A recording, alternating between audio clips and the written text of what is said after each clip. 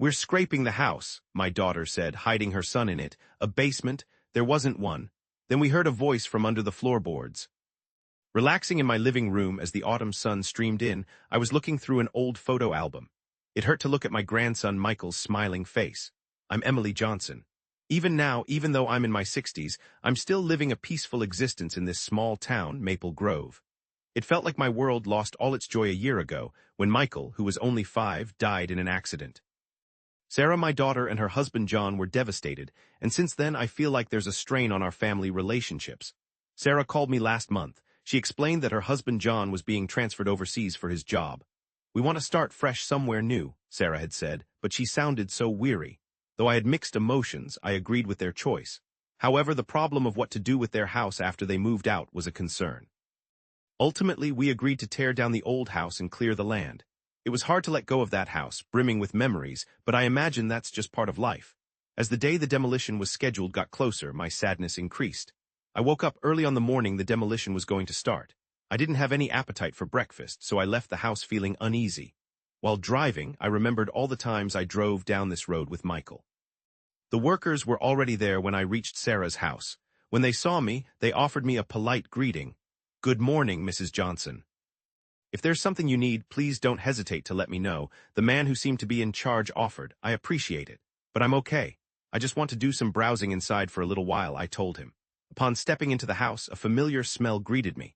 Michael's artwork was still stuck up on the walls. I was suddenly overwhelmed with memories of making cookies with Sarah in the kitchen. The bookshelf John put together quietly stood in the corner of the living room. My eyes began to water as I went upstairs and entered Michael's room. His possessions, his toys and clothes were all still there, just like he might come back any second. On the bed there was the blanket I'd made for him, carefully folded. I looked out the window and I could see the swing set in the garden. I clearly recalled Michael laughing and yelling higher as he swung like it was just yesterday. I slowly walked through the house, completely lost in the moment. Every single room was brimming with memories. The house was filled with the many happy and sometimes difficult moments that defined our lives. The sound of machinery outside broke my concentration. I figured the construction crew was starting to get ready to knock it all down. I inhaled deeply, then went towards the front door. When I went outside, the construction workers were looking at me with concern. "Are you all right?" the leader asked. I gave him a small smile and answered, "Yes, I'm fine. Let's get started." So amid the racket of heavy equipment, the dismantling of the home where my family had so many experiences began, quietly and with certainty. I watched the ongoing work from the yard, observing how things were coming down. As the autumn wind gently brushed against my face, images of my family flooded my thoughts. With every clang of the heavy machines, I felt a squeezing sensation in my heart. Then the work just stopped. The foreman walked over to me. "Mrs. Johnson, we need to check the basement." "Do you happen to have the key?" I looked at him, puzzled. "Basement? This house has no basement." He looked confused, but the blueprints show a basement. Curiosity took over and we went inside. When we lifted up an old rug in the living room's corner, there it was, something that looked like a door. A rusty latch, clearly untouched in ages, grabbed my attention. "I never knew this was here," I whispered to myself. As the crew attempted to open the door, we heard a faint sound. We listened, holding our breath, and then we heard it again. "Help, please, someone help." It was a weak but distinct voice. I felt my heart start to beat faster. The voice sounded familiar. "Michael," I blurted out loud. The workers struggled to open the door, but it was tough to move because of all the rust. While the foreman went to get some tools, I put my ear against the door. "Michael, is that you?" "It's Grandma." I heard nothing back, but there were noises. My hands were trembling, and a cold sweat broke out on my face. A musty odor filled the air as the door finally swung open. My flashlight revealed a dimly lit stairwell as we went down the steps. This basement turned out to be bigger than I had thought, with a tiny room on the opposite side. That particular door was also locked up tight. "Michael, are you in there?" I called out. A faint voice responded. "Grandma." The second I heard him speak, the tears started flowing. When the workers finally got the door open, I could see a little figure huddled in the shadows. My grandson, Michael, was definitely the face I saw lit by the flashlight. He was definitely alive, even though he looked terribly thin and white. "Michael." I ran to him and held him close. Michael hugged me as tightly as he could with his feeble arms. "Grandma," I was terrified. His shaky voice nearly broke me. A flood of feelings, happiness, rage, pure relief, and worry overwhelmed me. "It's all right now. Grandma's here with you," I told him. I steeled myself as I held Michael. I was determined to learn the truth and shield Michael. That was all I could focus on. When I carried Michael back outside, his pale face was lit up by the fall sunshine. Quickly, I found a blanket to wrap him in, and I asked one of the workers to phone for an ambulance. "It's going to be okay now, Michael. You're safe," I whispered as I held him tightly. Michael gave a small nod, still shivering in my arms. His body was skinny, and his hair was a mess, with dark circles under his eyes. As I stood there anticipating the arrival of the ambulance, I also got in touch with the police. I quickly gave them a rundown of what had happened, and they assured me they'd send officers over right away. While the paramedics were starting to check Michael out, my hands were practically vibrating as I called Sarah. After a few moments of ringing, Sarah answered. "Mom, what's wrong?" I took a breath to steady myself and started to tell her. "Sarah, listen carefully. We found Michael." I could hear Sarah's sharp intake of breath on the other end. What did you say?" I said. "It's Michael. He's alive. We discovered him in the basement of your house." A long pause followed, and then Sarah just started sobbing. "No, that can't be real," I insisted. "It is. The ambulance is here right now, and the police are too." Sarah's crying grew louder, and then the call abruptly ended. Shortly after that, John called me. His voice sounded strained, a definite edge to it. "Emily, is this news we just heard actually true?" I confirmed. "Yes, it is." I said. "You need to come back here immediately." John sighed heavily and said, "I understand." He assured me, "We'll make arrangements right now," and then he ended the call. The ambulance took Michael to the hospital, and I went along with him. The doctor's tests revealed, thankfully, that there were no serious medical problems, but he was suffering from prolonged poor nutrition and slight dehydration. As the police began to question us, Michael began to speak, his voice trembling. "Dad and Mom, they hid me," he said. "They told me to stay here for a while." I just gasped. It was difficult to accept what I was hearing. The day after Michael's health improved, they did another, more extensive interview, and I got to be there. Michael started talking quietly, and I saw tears well up in his eyes. That particular day, my parents put me in the car. They told me we were going on a secret trip, but they brought me down to the house's basement. As he told it, Sarah and John told him to stay there for a bit and left him with some food and water. Initially, they claimed they'd be back in just a few days, but as time went on, they visited less and less. The authorities started looking at Sarah and John's finances, and a surprising discovery was made. Both of them were heavily in debt and having a hard time paying it all back. Additionally, Michael had a life insurance policy that was worth a lot of money. The police thought that Sarah and John plotted to stage Michael's accidental death in order to claim the insurance money illegally. Then, it seemed they planned to get away to another country under the pretext of a work transfer abroad after they got the insurance cash. When all these facts were revealed, I felt a combination of anger and sadness. I couldn't believe my own daughter would treat her precious child in such a terrible way. Why, I wondered out loud, why would they do such a thing? The police stepped up their investigation, and arrest warrants were issued for Sarah and John. Plans were made to arrest them when they arrived at the airport.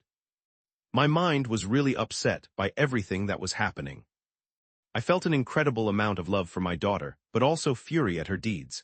I experienced happiness because I had my grandson back, but I also felt deep sadness because of what he had gone through. These incredibly complicated feelings kept me up all night for several nights. What was absolutely obvious, however, was that my main goal now was to safeguard Michael and make sure he had a secure and loving place to be. While Michael was getting better at the hospital, the day that Sarah and John were coming back suddenly was getting closer. My feelings were totally mixed up. I wanted to see my daughter again, but that was in direct conflict with how angry I was at her. Just like I'd assumed, when Sarah and John got to the airport, the police took them into custody. They didn't seem shocked by this, and they followed instructions without making a fuss. A few days went by, and after the police had questioned them, I was allowed to go and see Sarah and John. I spent a long time getting myself ready emotionally in a hospital room. The door opened, and the two of them walked in. Sarah's eyes were all red like she had been crying, and John looked completely drained. "Mom," Sarah called out softly. I just stared at her. "Why?" That was the only word I could manage to say. Sarah completely broke down crying and just fell to the floor. John put his hand on her shoulder, but he was shaking too. "We're so sorry, really sorry," John apologized. "I just couldn't contain my emotions any longer, so I started to shout. Sorry, you made your son, my grandson, go through something so terrible, and you think that sorry is all it takes?"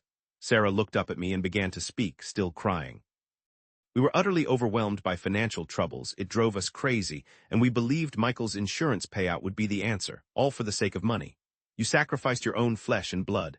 My voice trembled with rage. John interrupted. "Initially, we only planned for this to last a short while. However, after we told the initial lie, there was no going back." I took a long, heavy breath. "Do you comprehend the sheer terror and hurt you've inflicted on Michael?" Suddenly, a knock echoed from the door, and a nurse wheeled Michael into the room. The air in the space immediately turned tense. When Michael saw his parents, his muscles tensed up. Sarah and John attempted to go to him, but Michael hid himself behind me. "Michael, I'm so sorry," Sarah sobbed. Michael stayed quiet, holding on to me. Feeling his little body shaking, I held him close in a protective embrace. John got down on his knees, getting to Michael's height. "Son, Mom and Dad made a huge, awful blunder. We are incredibly sorry for the pain we brought you." Michael finally glanced up at them and said in a wavering voice, Please don't leave me again." Upon hearing that, everyone in the room burst into tears. Sarah and John deeply bowed, admitting their wrongdoing and saying they were prepared to accept any repercussions. At that point, although the family relationships were not completely healed, it felt like we had taken a small step towards moving forward. We had hoped to save Michael before the house came down, Sarah recounted with tears while giving her testimony. However, we were forced to leave the country sooner than we'd planned, to get away from the people we owed money to. John also mentioned that we believed nobody knew about the basement. We meant to get back before the demolition, but things didn't go as intended. The courtroom became still as a result of their statements. The absurdity of their plan, coupled with their clear remorse, was palpable to everyone present. Once the sentencing was done, I filed for custody of Michael. The court approved it immediately, and I became Michael's official guardian. As our new lives started to take shape, Michael started to smile again, little by little. With the help of a therapist, he's confronting and attempting to deal with the trauma he went through. One night when Michael and I were having a barbecue in the backyard, he just embraced me. "Grandma, thank you," he murmured. I hugged him back just as hard. "Michael, having you here makes Grandma so incredibly happy." In that instant, both of us started crying. But those weren't tears of sorrow, but of newfound optimism and happiness. Sarah and John are actively participating in rehabilitation courses in prison, really thinking about what they did. During the visits, they continually expressed very sincere apologies to Michael. Though Michael isn't fully ready to pardon them, he's slowly developing the strength to face his parents. Our family was damaged and nearly destroyed. But through all of this, we realized the true value of family connections. At this point, we're mending what's broken and exploring what a new type of family looks like. 5 years have passed, and Michael has matured into a happy 10-year-old. Sarah and John are out on parole, trying to readjust to normal life. We still go to family therapy, and we're gradually getting closer as a family again. The old house, which was supposed to be torn down, has been turned into a community center. It's now a safe space for helping kids. Michael occasionally volunteers at the shelter. His compassion and resilience inspire a lot of people. My experience started with sadness and pain. Now, our experience is more about optimism and starting over. Even though life will definitely throw curveballs our way, I still believe in the power of affection and